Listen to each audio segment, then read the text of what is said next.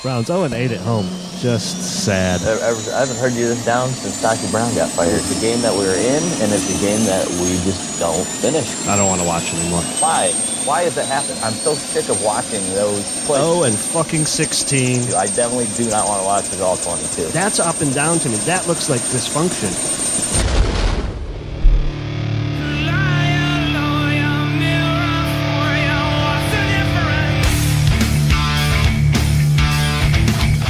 Welcome back, Survivors. Episode 48, Season 3. This is Surviving the Season. I am your host from the Baywater Studios in Tampa, Florida. I'm Adam. Greg is here. Yo! Hey, we're 500 now, right? 7-1. Who would have thunk it? If I recall correctly, you had them for 4 wins this year. No, five. Okay, 5 wins. 4 wins I called, and then 5 wins was I gave them a wild. So it was the 4 that I thought we were going to win that we didn't win. And yes. Then, yeah. But I didn't know Mayfield was going to start from week 3 or whatever it was. Yeah, true. This is a different game.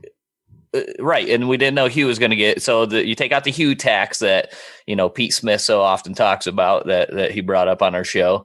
You got to pay that Hugh tax. We paid it early.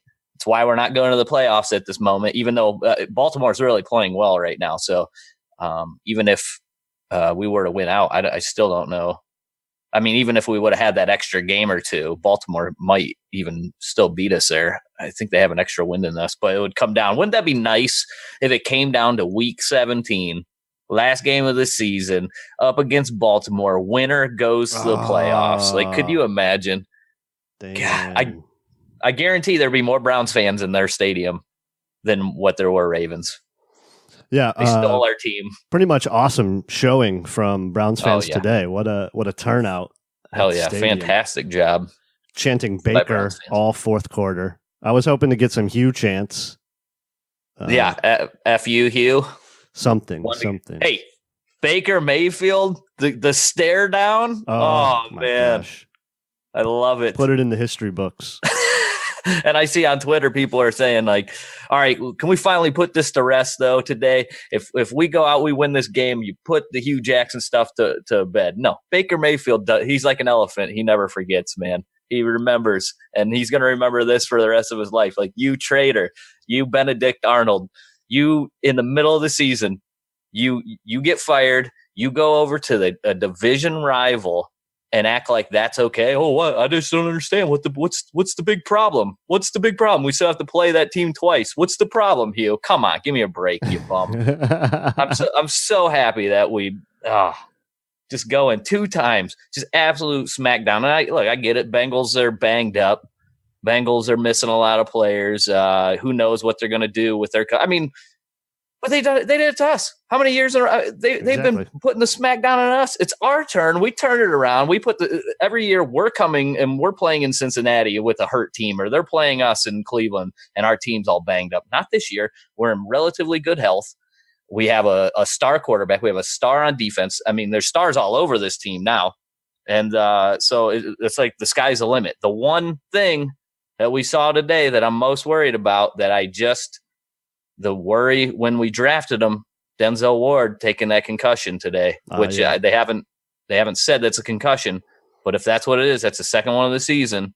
That was a concussion. It looked like it to me. He was damn near knocked out. Like, that to me is like, I don't want to see that. It can't happen. Like, he needs to protect his body, especially this late in the season with sort of nothing to play. Like, I know you still want to play hard, protect your body in that case. Just shove him out of bounds. Yeah, just shove him out of bounds. Don't stick your head in there like that and get it knocked back. And he won't be back for next week. He's going to be he'll be out. But I mean, how many concussions can you sustain in today's NFL? And they don't let you take that many in your career anymore. Yeah. Like, you have 2 in your first rookie season. That was the worry. When you get guys that are 178 pounds, and then he's been fantastic. He's a Pro Bowler. Yeah. Like, we need him badly. And then, he takes this injury today. And that's the biggest downside of the fact that the Bengals come back and sort of make it a game at the end. Who cares? But the fact that Denzel Ward gets hurt, like, that's the biggest drawback of today's game. Yeah, I think Ward played really good up until he went out. He's a good player. We need him in there. Fantastic player. But I don't want to see him in there next week. I wouldn't even put him through the protocol. I would just put him on the IR right now. Oh, yeah, I'm sure they will. There's no point, especially at 2, and it was just a couple of weeks ago when he had his other one. Yeah. The defense he's had 2 weeks off as it is. I realize it's Jeff Driscoll, but the defense was fantastic today until the very end of the game. I thought they just brought a ton of pressure. I mean, Jannard Avery today. Whoo! Did he have he had a first half? I mean, unsung hero. Now he started off super fast this year, and then he's kind of been a little bit slow of late. I don't know if he hit that rookie wall or that they all often talk about, but he had a hell of a game today. I know he had 1 sack for sure. Might have been in on another one or close to having another one. Almost an interception. So yeah. TJ Carey blocked him from getting an interception. Is that who it was? I didn't know who the other defending player was, because actually, if Avery doesn't tip that ball, TJ Carey probably is still running with that ball down the sidelines. Pulling the Forrest Gump. Running nonstop. Do you want to get into this game here? I can just go right to it here. Yeah, let's do it. Browns win 26-18. We're going to run through the game here. Browns start with the ball first. Let's kick it off right from the first. Yep, we took the opening kick and we started at 21-yard line. We got to an actual 4th down and 1, if you recall, on that drive. Chubb runs it for 3 yards, but the Browns are called for illegal shift. Who was it that was called for the illegal shift? Because I didn't see who that was. It was a wide receiver. I don't know exactly who it was. But yeah, so we end up punting on our opening drive. The only reason I even brought that up is the fact that we would go for it on 4th down and 1. We were at like the 40-yard line, our own 40-yard line. Yeah. Greg Williams being aggressive as all hell. Greg Williams gives no fucks for field goals and 4th and 1. He's going for it. 0 fucks given at all times for Mr. Greg Williams. I mean, his balls, dude, like humongous. He does not care. He's like the Randy gif Randy from South Park, where he's carrying around his nuts in the wheelbarrow. Yeah, that's Greg Williams on these 4th down calls. He's basically going for them all. We're forced to punt. Bengals take over at the Cincinnati 22. And then they line up. They get to a 4th down and 1, and they line up for a punt, and then direct snap it right to the the fullback there, standing behind the snapper, and he picks up 4 yards. And we are actually in the kind of we had guys to defend that, but they were very late to coming up and getting into their gap there, which was lack of execution today. Overall, special teams terrible. This is one. I mean, we've been relatively good on special teams as of late. My boy Tavier Thomas again making another play in special teams. I talked about him last week. He comes down and makes a huge play and punt recovery or punt coverage. But overall, it was just it was a bad day for the special teams with a punt getting blocked missed at the end of the point. game. Yeah. Missed extra point again. Phew. Why is Greg Joseph is so bad at extra point? He's fine, kicking most of the time. I tell you what, he's like hit or miss. He is like every ball will be perfectly straight, and then when it's bad, it goes really bad. Like it's like duck, like it's a duck hook. I mean, it's like my golf game. I'll hit a perfect one 3 times in a row, and then I'll just hit the worst shot in the history of golf. So then 3 plays after they fake that, they get the first down, obviously, on the fake punt. 3 plays later, Joe Schobert sacks Driscoll, and he forces a fumble, but I believe Joe Mixon jumped on it, and then they ended up punting after that. So they got a couple first downs on that drive. Nothing hurt in the end. Browns' next possession, Higgins, this is where Higgins gets called. We have to actually punt on this possession, but this is after Higgins catches his 55-yard pass, but he's called for the offensive pass interference. Now, we talked about it how many weeks ago where the league has got to start calling these on the offense. If they're going to call every single touch on the defense a defensive pass interference and then let the offense get away with push-offs, if you go back to the Houston Texans game, the tight end for the Texans actually, just shoved Peppers out of the way, catches the pass for a touchdown. Like, that was a clear offensive pass interference. I thought this one was very mild compared to any of those. Oh, that's a garbage call. Not only did Fitzpatrick hold Higgins on the release, Higgins doesn't really extend his arms that much. I get the offensive pass interference. The officials are looking for the outstretched arm. They're looking for the box out. Not with the body. You can use your body. The officials won't call that. It's if your arms extend and you push off, the officials don't miss many of those. But this one in particular, they never really extend his arms that much. They just never call that on the offense. And now, if you watched the game last night, the Los Angeles Chargers game, not San Diego, they had one of those calls in the first half, and I was like, you just have not seen these this year. It seems like all of a sudden they just started calling these. They must be watching our show. I don't know what else. Roger Goodell must be a big fan of Surviving the Season. I don't know what it is, but I complained about it. Next thing I know, our team's getting called for it. So. Yeah, that was a terrible call. That brought up a 3rd and 18, and then there's nothing you can do there. No, I don't even remember what we did on that 3rd and 18. It doesn't even matter. We end up punting. And then the Bengals go 3 and out. So thankfully they couldn't get anything going in the first half. It was terrible. It was basically like, all right, stop Joe Mixon, bring a lot of pressure. That was the game plan, and that worked to a T. Yeah. Right after that 3 and out is where the Browns started to get rolling here. Now we're just going to score. We got the ball back on our own 26. Yep. Second down, Chubb for 22. Yep, that was what a day, Nick Chubb. Yeah, what did he have? What was his final stats on the line? 19 carries, 112 yards, 5.9 average. He didn't score today. I think that breaks a streak for him, unfortunately. But the one from the 1 yard line that we'll talk about, that Baker gets a touchdown pass. We also have a Baker rookie touchdown leader watch. NFL record. I think he's 2 away to tie Peyton Manning for the most touchdown passes as a rookie. 3, right? Oh, 3 to tie? Is that what it is? 2 to tie, I think, and 3 to. Yeah. 3 to, Unfortunately, we have Baltimore next week, who's been outstanding. Yeah. So I don't know if we'll be able to do that. I'm trying to find it here. There was another tweet by our friend John Costco over at Pro Football Focus. Did you see that one? Where just say what the tweet is. I'm looking for it. Oh, I would have said what it is. I didn't see what it was. Yeah, so I'm trying to find it. Of course, now I can't find it. Okay, so Nick Chubb is having a better rookie season than Jim Brown. Oh, yikes. Jim Brown, his rookie season, 202 carries, 942 yards, and 9 touchdowns. And Nick Chubb, 178 carries for 953 yards and 8 touchdowns.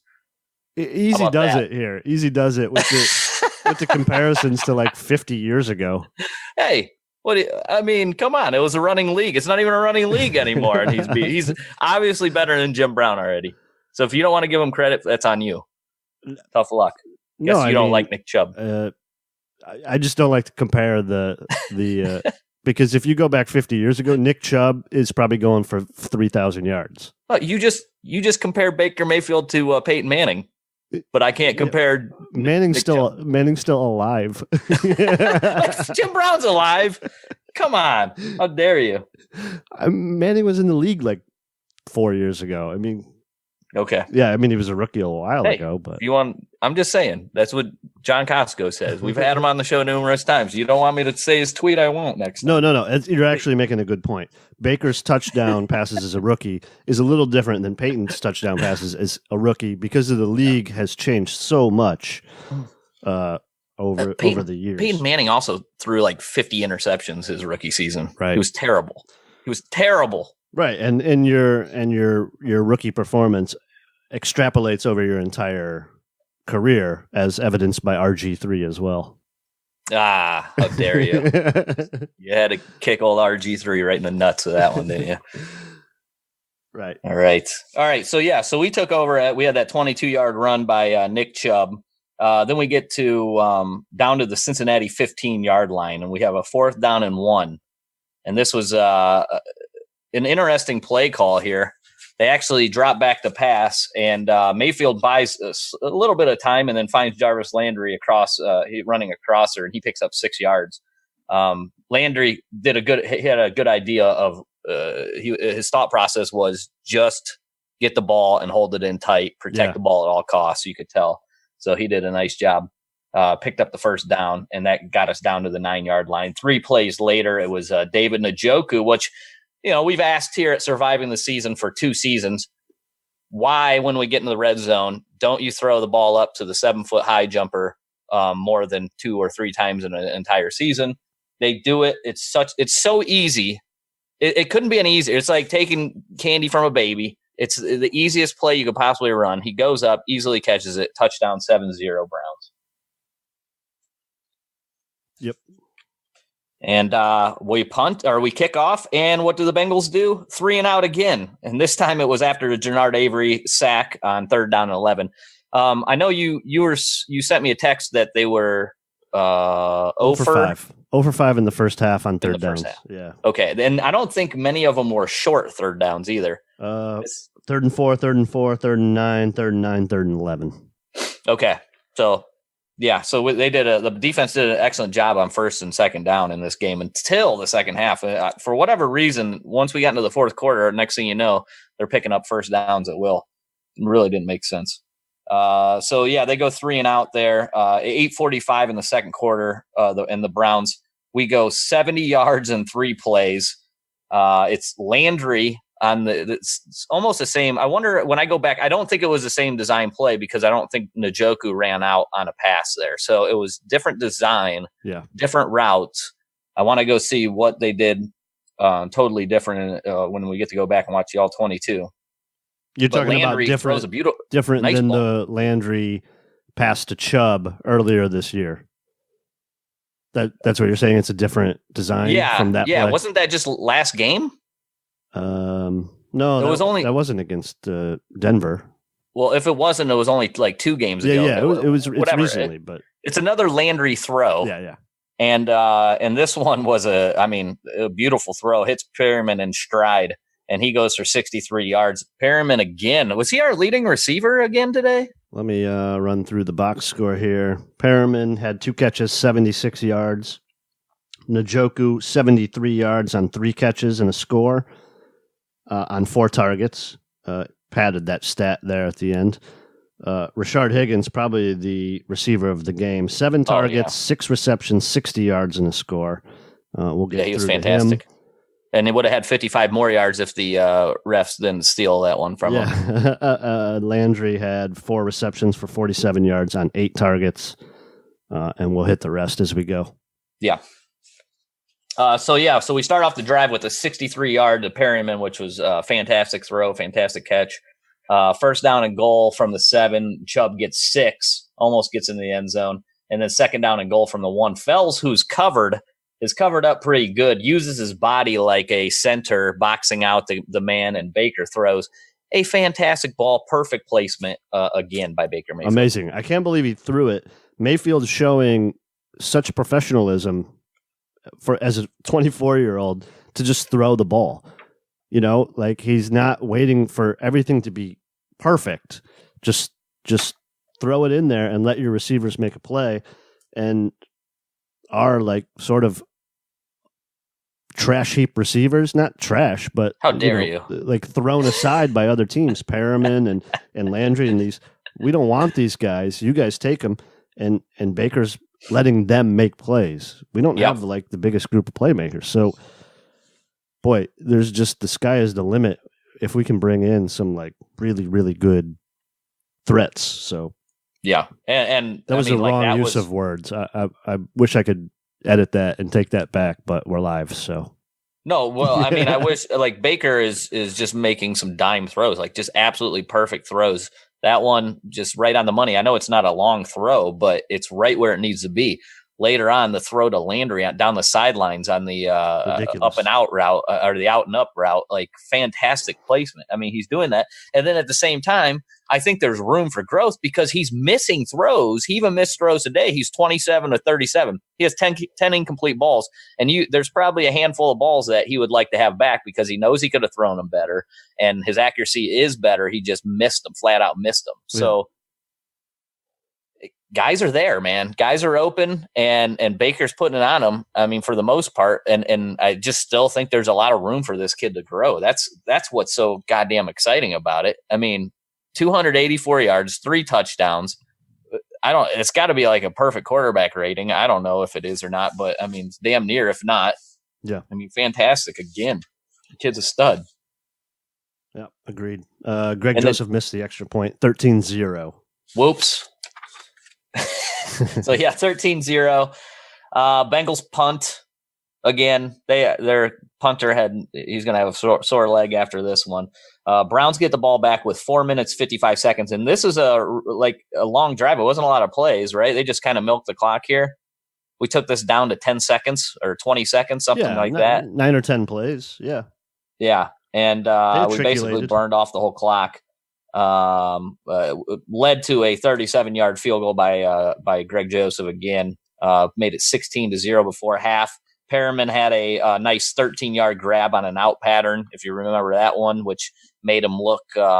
It's not just all goes with him. That's the thing, man. If you can get that from Perriman when he's running a lot more of the route tree, he's looking more like a wide receiver in every aspect of it. I'm going to do everything that I'm asked for, not just go deep, use my speed. Yeah. If he's doing things like that, that's like, man, he's going to be worth it. What when we were talking about with Pete with it last week after the game, Pete brought up 2 years, $7 million as a possible contract. And the more I think about it, it's probably not that bad. Initially, I was thinking that seems like a lot of money, but the more I think about it, it's probably about right. Yeah, you also got to remember the cap is going up, so yeah.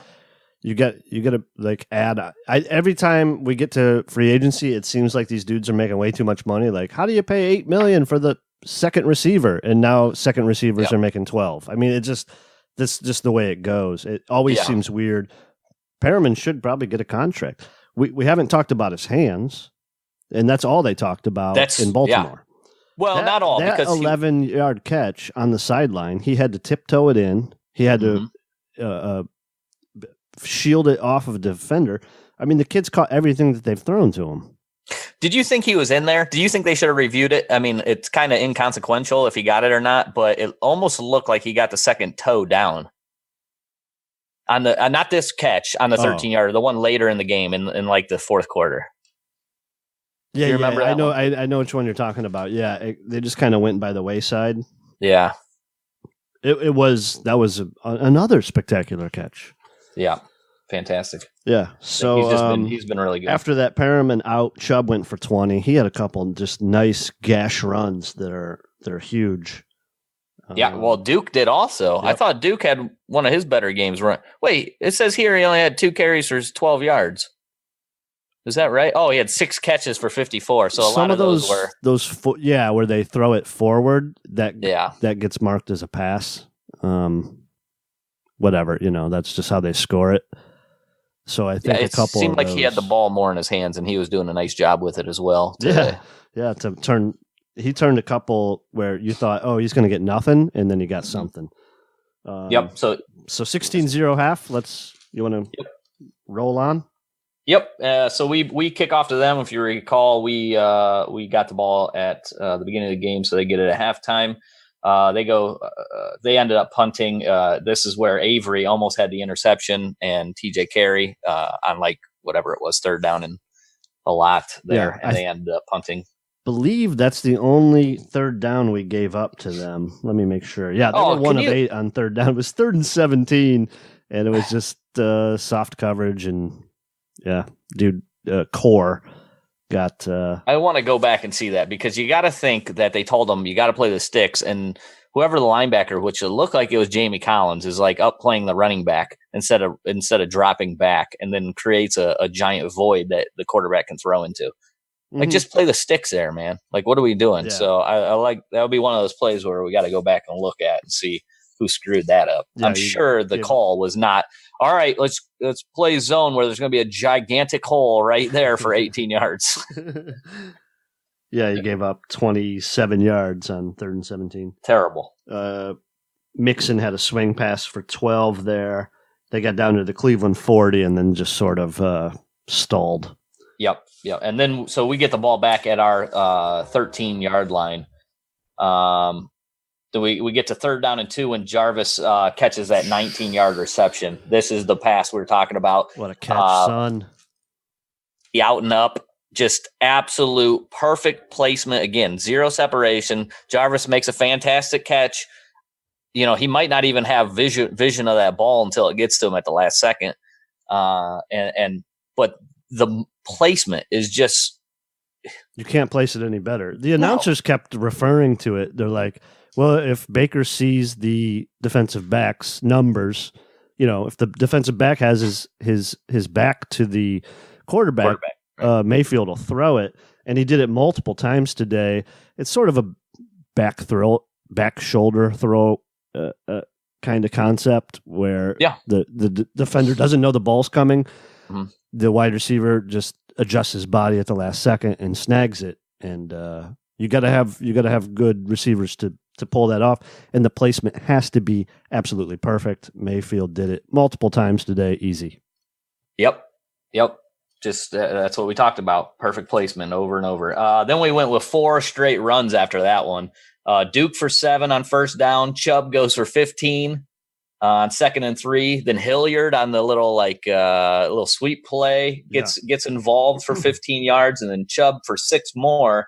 That gets us down to the 17-yard line. And then 3rd down and 4, Higgins catches a pass and then runs, lays out for the pylon, hits it. We go up 23-0. And we talked about it. Higgins, 6 catches, 60 yards. We'll bring that up one more time. Could have been even bigger. But, yeah, he was just one of his best games of the season today for Rashard Higgins. Yeah, that 3rd and 4 was a different play call. Mayfield audibled. He saw something. Landry just kind of screened for Higgins. Higgins came across the middle, was basically wide open. Yep. And then got to the sideline and then just did this Superman hold the ball out and hit the pylon with the ball. 23-0, bitches. Right. Yes. So after that, the Bengals actually answer for once. So they've done nothing all game. They finally answer on this next drive. They get down to the 25-yard line. They have 3rd and 14, and Larry Ogunjobi gets a sack. I don't remember the last sack he's had. It seems like it's been a few weeks since Ogunjobi's been involved in a sack, but he gets one. It was a -8 yards, and that sets him back, and their kicker Bullock actually has to hit a 51-yard field goal. Yeah. So a couple defensive stats there. Ogunjobi, the 1 sack that you just mentioned, he had 2 tackles for loss.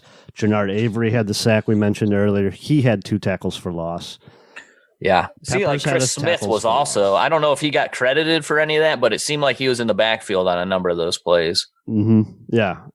Ward had a tackle for loss. Peppers, Collins, 1 each. And Schobert had our 3rd sack. We had 3 sacks, 7 tackles for loss, and Driscoll was basically hurried all day.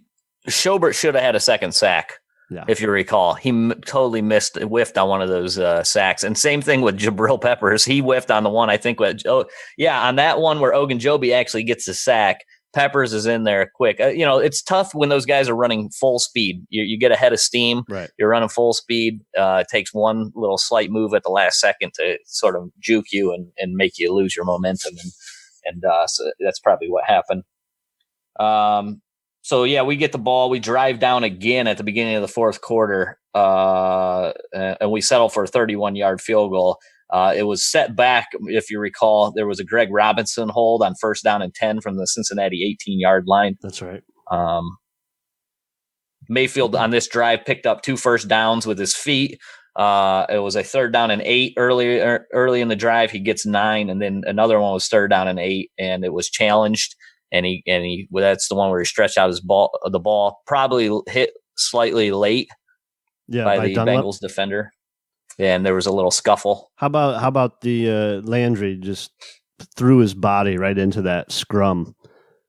He was the first he was one in there that showed up. Higgins came over. Mayfield was pulling Landry away, but that was the team really came to blows almost. Like, you don't touch our quarterback out of bounds. Yeah, just don't get called for a penalty there, though. Agreed. I mean, when they went back and you see the replay, like, he didn't really, it looked worse than what it actually was. Like, he was just trying to shove him out, but at the same time, like, the momentum of his body lands on Baker, which makes it look bad. But it didn't look like he was trying to be malicious in any way on that tackle. But I like it, though. The team's got to definitely stick up for their quarterback. Yeah, Duke, the previous series had one of those back shoulder catches for 16 where he tiptoed on the sideline. Oh, yes, that was a phenomenal little play awesome. Then the Mayfield scramble, then the holding call, 3rd and 19. Landry only got 13, so we had to settle for a field goal. That's right. Okay, how about so I know it's probably inconsequential on the 1st and 20. The DeValve, his only catch. Yeah. Oh. What a cool play setup. It just that linebacker, I think, got lucky to not over pursue. I think if you go back and see, I think when we go back and see it, because I thought the same thing, I was like, wow, they really got a lot of open field there. Yeah. They created a lot of open field and that's what Freddie's been good at, man. I mean, that's what you need for playmakers. Like, that's all the guys want. Let me catch the ball and have room to operate. When we go back, it's either J.C. Treader, I believe who it was, either missed his block or didn't. The linebacker was too quick getting there. It had made a really fantastic play by getting there before J.C. Treader could get set up for it. But I'm going to have to see it for a second time. But I thought the same thing. Fantastic play setup, and just it just didn't quite work out. It looked like it was going to go left. Then it looked like it was a screen right to either Chubb or Duke. And then DeValve's just sitting in the middle. And I was like, I was getting like dizzy from the play. It doesn't make sense. Like, this is what we talked about with 2 years of Hugh Jackson playing, calling plays. It's like our talent is just not as good as what the other team's talent is. And we're just running plays straight at them. There's no hiding what we're doing. There's no misdirection. There's none of that. It's like, we're just going to come at you. We're going to show you. We're going to line up. And if we're lining up in a goal line set, means we're running. If we're lining up with 5 wide, means we're passing. Like, there's nothing. That's all it was. We're going to run 4 verts all the time. That's the way they ran it. And there was no, there was nothing. There was no trickery. And Freddie Kitchens has had something every single game, numerous little wrinkles that he adds to the previous game or the game before that. Oh, they saw this on film. Guess what? We're going to do that. We're going to make it look like that, but we're going to do this instead. Yeah. That's how you do it. That's how you call plays properly. Come on, man. Like, I don't know why that's so hard. I don't understand why more play callers just cannot come up with these kind of concepts. You just keep evolving your stuff. Right. You've got to be creative in this league now because the defenses are too fast to. And they're smart. Yeah, they know it. They watch. These guys do it for their jobs. They sit there, they watch film. They know what's coming. They've seen it. Oh, this is what they like running on this down. Yeah, that's what we like running on that down. That's why we're going to make it look like that, and we're going to do this. Right. That's how you get them. Yeah, you throw in analytics. How often do they run on 1st and 10? And the defense takes all of that in, when they're drawing up the plan. Everybody knows everything that's going on now. You can't hide a lot of stuff, so you got to come up with new things each week. And Kitchens has proven that. And Freddie's doing that. Freddie's doing a fantastic job, man. Amazing. It'll be interesting. It's going to be really interesting at the end of the season. What do they do with the coaching? Yeah, especially when we win next week. No matter what, there's going to be fans that are really pissed off. There's fans that were pissed off when Baker was drafted, right? True. And who knows? Like, maybe Dorsey's making the right decision if they get rid of him. We don't know. But if they get rid of him, there's going to be a lot of really upset fans. I guarantee that. Yeah. All right, so we are up, I believe 26-3 at the time. 26-3, 7 minutes to go in the game. We kicked off. And the Bengals drive 75 yards in 6 plays. All of a sudden, they can't do anything. And then all of a sudden, they have 6 plays. It looks like they know exactly what's going on. They get big plays by Erickson. He goes for 28 yards on a catch. Mixon had a 13-yard run. And then 2 by Uzoma, 12-yard where Ward gets hurt on that 12-yarder. That's the play where Ward's trying to knock him out of bounds, takes a hit. As a matter of fact, I believe if Jabril Peppers keeps his head up and doesn't dive at his legs. Demarius. Is that who it was? Demarius Randall?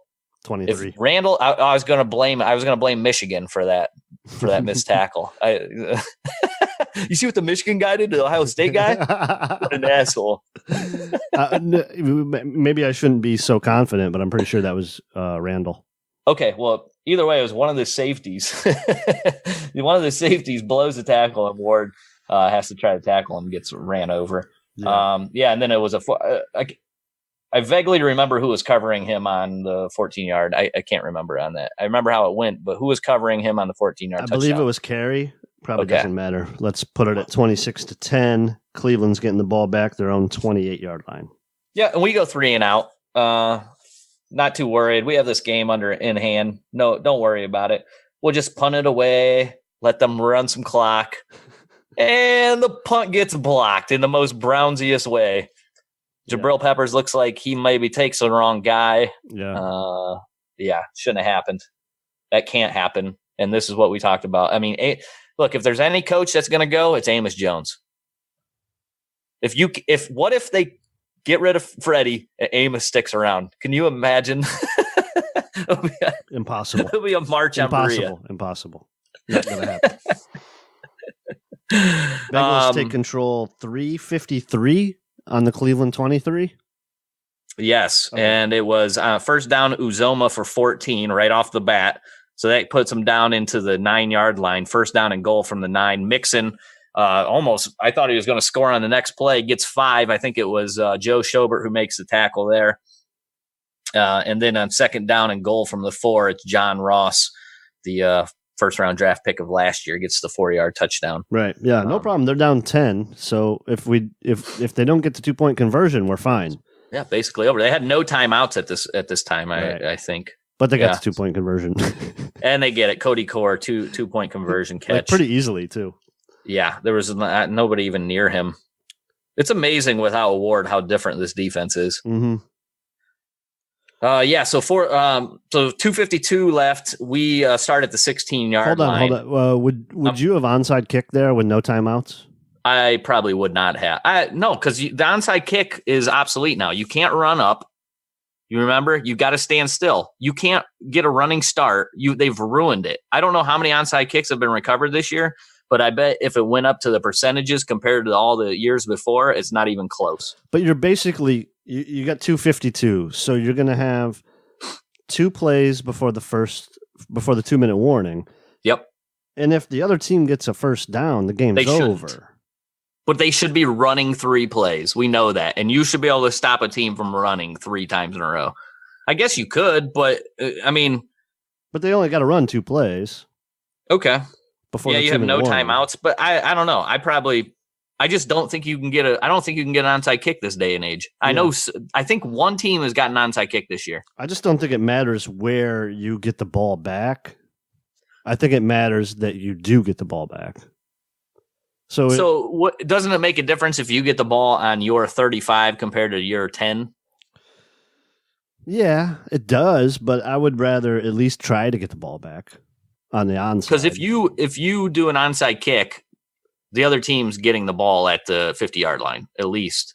You're kicking off from the 40, right? So an onside kick, they're getting it at midfield, right? So you're going to be at, even if they punt in 3 plays, you're getting the ball at the 10. But I don't know. It's close. I don't know. You give them the ball on the 15. I mean, it's a 35-yard difference, and you have no shot to get the ball back. I would ask my analytics guy to bring up the numbers for me. That's what I would have. I would do an onside, but be like, Paul D. Podesta, please. What do you have? What's the numbers tell me to do? So regardless, we get the ball back with 2:52 on our own 15. Chubb runs for 4, and they get called for a rare defensive hold.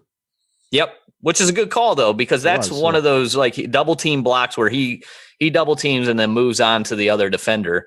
If he's not allowed to release, then the play gets blown up. So I mean, hey, that's finally, there's some calls against the, well, what am I saying? All the calls are bad for the defense. So, but this is a call in the run game that actually gets called against the defense for once. So that's a good call. And then it gets us 5 yards and a first down. And Chubb goes for 6 then on the next play. And then on 2nd down and 4, Mayfield throws a ball that is kind of covered, probably risky, but David Njoku catches it and rumbles. And I really thought that David Njoku was going to take it to the house. He needs to I'm kind of upset that he didn't. He should be able to, in my opinion. I was screaming just to slide. Where are you going? Just catch it and slide. Game's over. Why are you running? Dude, pad those stats, baby. I like what are you talking about? I kind of wanted him to score too, just because I wanted Mayfield to get another touchdown pass. But I think I have Njoku in one of my FanDuel leagues. But at the same time, I was just like, slide, dude. It's over.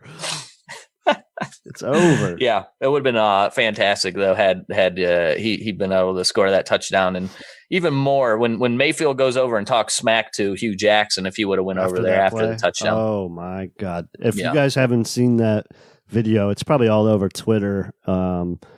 Mayfield jogs backwards down the field for 40 yards, staring at Hugh Jackson. There's people that didn't like him for that reason. There's people going, oh, man, he grabbed his junk against Kansas. Yeah, and now he's going to be grabbing his junk and pointing at the Steelers coach, or he's going to be pointing at the Bengals coach, or he's going to be talking smack to a Baltimore Ravens player. Guess what? That's what we've needed. We haven't had that in how many years? Do you remember when James Harrison knocked Colt McCoy's head off and everybody went over and patted him on the butt? It's okay. Hey, that's just our quarterback. Don't worry about it. Hey, we'll get him next play. No problem. Hey, that's fine that you just absolutely decapitate our guy. We don't mind. Just don't hurt us. Like, not anymore. We don't play them fucking games anymore, man. We're not a bunch of bitches anymore on this team. They're men. They're finally standing up for themselves. I love it. It's the first time in Browns history since 1999. All right, not Browns history, the 1999 history that we've come in and these guys are like, man, they're dogs. These are dogs on this team. You know, they fight. They want to win. That's all they care about. They ain't giving up. Nobody's giving up on this team. They want to win. We're out of it. It doesn't matter. They're going to play hard next week. They're going to try to knock Baltimore out. Yeah, I can't wait. It's going to be great. Browns 4 of 6 on 3rd downs in the second half. Just awesome, putting the game away. Obviously, the block punt you don't want to see, but no. When it came down to it, you needed a first down. You get the ball to one of your guys, and he gets the first down. Wrap it up. I mean, Chubb, 19 carries, 112 yards. I don't think we even kind of talked about him even enough, the job he did. But the offensive line, I mean, he had some holes today, huh? Yeah. The offensive line, good again. Did they have a sack at all? 0 sacks on the day again. 0 sacks, son. 37 dropbacks, 0 sacks. Were we called? There was 1 hold on Greg Robinson. That was the only penalty for Greg or for the line, right? Yeah. I don't think any false starts. Let's see. We had 6 penalties for 57 yards. They had 3 for 15. Yeah, I think just that 1 hold on Robinson. Good God. I mean, the offensive line has just done such a fantastic job. They didn't even have a quarterback hit. They didn't even have a quarterback hit, let alone a sack. We knew the interior of the offensive line was good. Bitonio, Treader, and Zeitler are all pro players. If Robinson and Hubbard on the outside, if they just don't do anything bad, if we don't hear their names, perfect. They don't have to do anything except not be part of the, you know what I mean? They don't have to be awesome. They just have to be reliable. Yeah. And right now, the way Kitchens is calling the offense, we're not our quarterback's not getting hit. We're not taking sacks. Yep. I mean, that's just, it's not just offensive line play. It's play call. It's all that. I mean, like you said, it's you're putting everything, together. It's just, But so often they just go, oh, this team gives up sacks. Well, the offensive line sucks. No, it's the quarterback's holding onto the ball too long, or they're calling long developing plays and asking guys to block, like we're asking David Njoku to block J.J. Watt or something like that. Like it's not going to happen. He's just not going to be able to do it. Right. Even on like play action, they're giving him enough time to make a decision and throw the ball. Like we can still throw the ball downfield. It's not just snap and then quick toss. They're allowing Baker to throw the ball downfield in certain situations and like doing reverses and Landry with a pass. Like he had all day. He was just standing back there. The offensive line is doing what it needs to do to the play. Like. If it's just a quick out, you guys don't have to block for 4 seconds. But if it's play action, you got to give your quarterback, you got to give your wide receiver time to get down the field, make his move. You got to give Baker time to read the play. So it's perfect. It's like we just don't want to hear those names. As long as we don't hear those 5 names. You know what name we haven't heard in weeks? I mean, you hear Greg Robinson's pop up once a game. Chris Hubbard, he hasn't. There's been nothing. He's had like a clean slate for it seems like week after week, and he started off relatively rough. Like he was having a tough time, I thought, early in the season, and I don't know what he's doing differently. It could be like we're talking about, just a lot of what Freddie Kitchens is doing, but he's really cleaned up his part of of what he's doing. And who go back to last week, who he's blocking in Denver. We didn't hear his name. Like. How is Chris Hubbard not in the news for giving up a bunch of sacks to the kid out in Denver? Miller.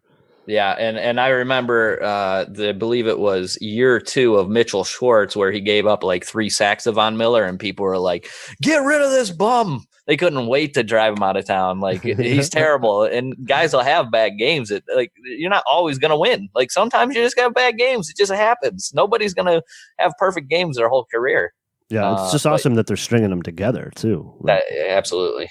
I couldn't be any happier with this team right now. I mean, I couldn't be happier. Like, the fan base has just been outstanding, I mean, look at the crowd today. It seemed like people were standing up the whole game. People were fired up, man. Yeah. It just, there's so much more to root for. We're not even in the playoffs. Could you imagine when this team makes the playoffs? Can you imagine? Look, did you see that stat they put up today where it showed Marvin Lewis has coached 16 seasons or whatever, 0 playoff victories, right. 0. Oh, they're Did you so see the other name? They're so content to just go 8-8 every year. They love it. They are fine with NFL purgatory. They just love it. And there was some fans, if you recall, I'm telling you, there's Browns fans that would have been fine with 8-8 every single season, because instead of that, having to go 1-15 and 0-16, that was so unacceptable that they would have went 7-9, 8-8 for all of eternity. They're basically Bengals fans. That's what they are. Yeah. That's what, do you want to be stuck in that? I don't even remember our 0 season. It's so far past. I don't even remember it. All I know is we have Mayfield and Miles and Peppers and Njoku and Avery. That's all I know now. I don't all that other stuff's gone. Fertilizer for this beautiful plant that we built. Baker, Juice, Flash, Chief, and Chubb. He's on here somewhere. There he is. Who cares about that season? I mean, we had to talk about it for fucking a year, but yeah, that's done. Yeah. Well, it was a rough 2 years for us. We went through a lot of pain, but it's over. So one more in the books, boys. We got one more to go. Baltimore next week, and they're playing very well right now. And people are crowning Lamar Jackson as a second coming now. He's a second coming of Joe Flacco. Dude, he can't pass. So he didn't. That's what I say too. I'm watching him, like a lot of his throws. Man, if you look on Twitter right now and we go through there, you can find 10 throws from Josh Allen where everybody's just ripping on how bad the placement is. Okay, but I'm watching Lamar Jackson, and there are throws that aren't even close. No, and I get that's not what his biggest part of his game is. And he's look, I think the kid is going to get better, but his ball placement is terrible, and it's not any better than Josh Allen. So I don't understand why one guy gets all this hate and then the other guy's just like, well, that's not really his game. Well, Josh Allen can run the ball too. I mean, yeah, he's not they're like on this. I think they're both terrible throwers of the ball. All right, so Ravens are next. They played last night and won, right? Yeah. We'll cover that on Thursday. You want to wrap up the pod? Yeah, let's wrap it up. All right. Thank you, everybody on Twitch, for coming and hanging out with us. I see Pete's in here. We're going to talk to him in a minute after we wrap this up. Shro Dog, shout out. Welcome to the channel. We got a bunch of viewers here, so once we wrap this up, maybe we can talk for a while. Twitch.tv/STS podcast if you guys want to watch us do this live. Greg, what's our Twitter? You can hit us up on Twitter at STS Podcast, and our email is survivingtheseason@gmail.com, patreon.com/STS podcasts as well. We have Facebook at STS Podcasts, I think. I don't know. We do? We have Facebook. Why? You guys can maybe find it. I barely update it. But most importantly is Twitter, and then rate us up on iTunes and all that bullshit. Thank you, everybody, for listening to the pod. Thanks for the reviews and the feedback. So much fun talking to everybody, and enjoying the season finally is awesome. #Road to Redemption. Greg, tell them what we say. Keep on surviving.